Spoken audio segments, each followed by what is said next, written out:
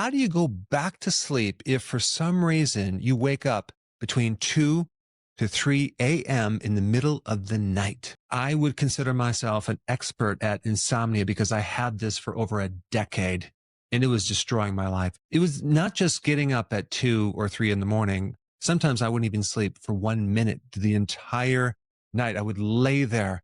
It was basically torture. What's unique about 2 a.m. is something called the circadian rhythm with cortisol. This is a stress hormone. Cortisol should be at the lowest point in this rhythm at 2 a.m. and the highest point at 8 a.m. For me, everything was backwards. I was very, very awake at 2, but I was extremely tired at 8 a.m. in the morning. I tried everything. I even tried prescription medications. It didn't work. In fact, what I didn't know at the time was those medications actually worsen your cortisol. They raise your cortisol. We can also look at things that help you lower cortisol. And one big one is magnesium. Magnesium has the ability to actually lower cortisol. And your cortisol can actually go up if you're deficient in magnesium. Also, if you're sitting there watching right now and you have any tightness in your muscle in your upper back, lower back, or if you point your toe, okay, and it cramps, that's a sure sign that you are deficient in magnesium. The type of magnesium that I would recommend to take is something called magnesium glycinate. It can actually help relax your muscles and help reduce cortisol. When you want to take it is at night before you go to bed. Towards the later part of the morning, right around 6 o'clock a.m., is when you have the least amount of magnesium in your tissues. This is also probably why a lot of health problems occur in the early morning, like heart attacks, stroke, restless leg syndrome, because a lot of these things are influenced by magnesium. One last indication of magnesium deficiency is twitching. So if you're getting this twitch underneath your eye or in your arm, that's a sure sign that you are deficient in magnesium. Magnesium controls calcium, and when you don't have enough magnesium, you get more calcium, and calcium just causes cramping in different areas of the body. The other thing that can raise cortisol at 2 a.m. is a low blood sugar situation. Let's say your diet is heavy in the carbohydrates, and so you raise your blood sugar, go to sleep at night, and the blood sugar goes down. Guess what happens when your blood sugar goes too low? The body's going to raise it. How does it raise it? With cortisol, because of your diet. We've talked about magnesium deficiency, and by the way, when you eat a lot of carbohydrates and starches, that creates a magnesium deficiency. But if you're just eating sugar in general, you're going to have a blood sugar issue that's going to affect cortisol and wake you up in the middle of the night. This is what you should do. If you're getting up at 2 a.m., you want to evaluate what you ate the day before. Did you have refined starches? Do you go out to a restaurant? Did they give you something called MSG, which also can affect your blood sugar? Also, alcohol. Alcohol will really make you feel like you're sleeping, but you're not really sleeping that well. You're probably going to wake up at 2 or even 3. The snack at night, you're going to raise your blood sugar and it's going to kind of come down right around 2, and that can keep you up. So it's so important not to snack after 6:30. Let's say, for example, you ate very, very late at night and you ate a lot of protein.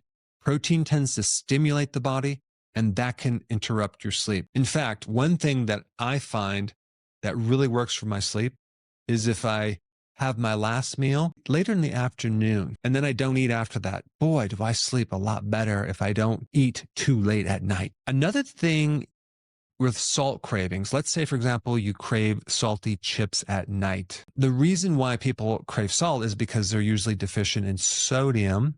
Sodium helps lower cortisol. When you're deficient in sodium or you're not having enough salt, your cortisol will go up. Add more sea salt to the meal through the day. Do that to the point where you crave no salt at night. Another thing that will increase cortisol is watching a suspense or action movie before you go to sleep. This is why I watch boring movies or something that's really light, because if I watch an exciting movie, I'm not going to sleep at night. It's also important not to have the blue light from this thing or your computer before going to sleep, because the blue light interferes with melatonin that helps you wind down and go to sleep. Another thing that can increase melatonin at night is getting enough sun exposure.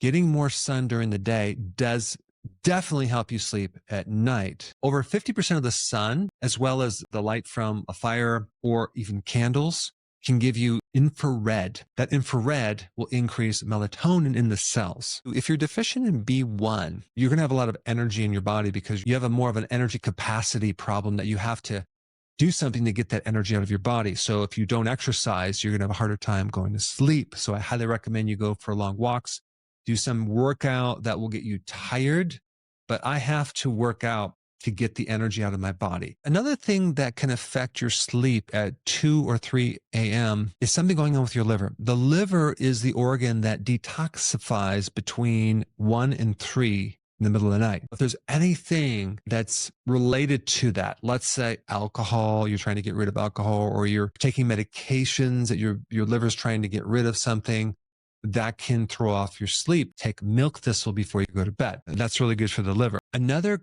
thing that happened with me is restless leg syndrome. That is a classic B1 deficiency, or it's a magnesium deficiency, probably because you're consuming too many carbs. I was. If you can just fix that, you won't have restless legs anymore. It's a real easy thing to fix. Just start consuming natural B1 and magnesium before bed. Check your pulse rate, because if your pulse rate is too high, that could be a potassium deficiency. I remember one time I was trying to sleep and I noticed like I felt this pounding, and I checked my pulse rate. I'm like, oh my gosh, my pulse rate is like boom, boom, boom, boom, boom.